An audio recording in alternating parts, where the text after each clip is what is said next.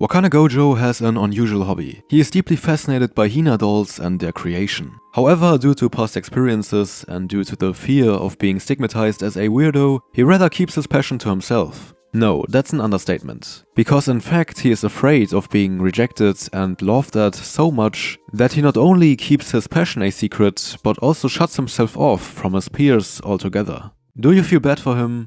Well, you don't have to, because he practically wins the lottery by running into this girl. Well, technically she ran into his desk, but anyway, meet Marin Kitagawa. Despite the fact that they are classmates, it seems like she lives in a completely different world than our main character. She's popular and confident, and basically there's no way these two individuals could have anything in common at all, right?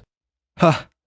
No. Turns out she's actually a huge weeb, degenerate, and most importantly, cosplay enthusiast. And after coincidentally finding out that our main character has a talent for sewing, you bet that she would very much appreciate his help, so she can finally turn herself into her favorite anime characters. Now, as I already mentioned, there's quite a stark contrast between our two main characters. And I think in that context it's interesting to notice that Kitagawa is Garu, or a Garu. Now, you might be asking, what does Garu mean, and why should any of that apply to the show? Excellent question, let me explain. But first, let me preface something. Listen. I'm a weeb, not Japanese. I've never even been to Japan or anything, so take everything what I say with a grain of salt. But basically from what I've heard, Japan seems to be one of those countries where it's generally advised to be a little more quiet and reserved in public. And in fact, Garu is not only a fashion style, but it's also considered to be non-conformist, maybe even rebellious, in the sense that they might behave less according to these social norms. Whereas the more expected, or you could say traditional way of behaving would be a bit more, I guess, inconspicuous. In contrast to that, Garu tend to be more expressionate,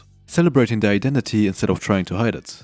And that reflects in their fashion style. Long nails, bright and distinct clothing, in that direction. Kitagawa is very much an embodiment of that. Not only because of her looks, but also because of her very straightforward and confident nature. She is not ashamed of her interests at all. And if she has something up her mind, whether it being good or bad, she will let you know immediately. So yeah, in that sense, she is quite the opposite of our main character Gojo, who is not only super insecure, but also unable to express his feelings so bluntly. In fact, that might be the reason why their relationship is so... what is the opposite of toxic?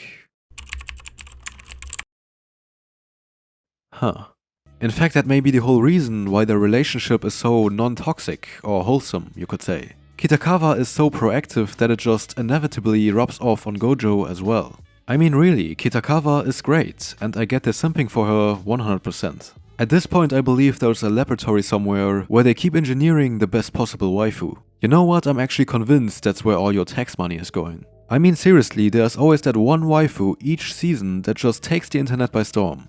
And in this case I have to say, yeah, justifiably so. Oh, and by the way, the sexual tension in the show is exactly as high as you would imagine from an anime about cosplaying.